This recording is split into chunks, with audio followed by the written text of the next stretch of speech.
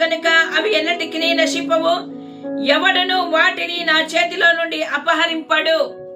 ఈరోజు నువ్వు ఎవరి చేతుల్లో ఉన్నావో తెలుసా? జీవము కలిగిన దేవుని చేతుల్లో ఉన్నావు. ఆయన చేతుల్లో నుండి నేను ఎవరు కూడా తీసుకోవడానికి వీలు లేకుండా ఆయన నేను సంరక్షించి కాపాడుతాడు. ఇదిగో నాకు గొర్రెలున్నాయి, ఆ గొర్రెల స్వరము వింటాయి, ఆ గొర్రెలను ఎలవేళలో నేను కాపాడేవాడిగా ఉంటాను అని ఏ రీతిగా అయితే ఈ గొర్రెల విషయం చెప్తున్నాడో, ఈరోజు ఆయన నమ్మిన మనమందరము కూడా ఆయన యొక్క భద్రతలో ఉన్నాం.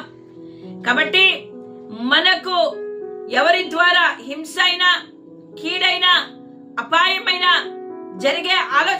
జరిగించే ఆలోచన వారికి ఉంటే, నా ప్రియమైన దేవుని బిడ్డలారా, దేవుని చేతిలో మనమున్నాము.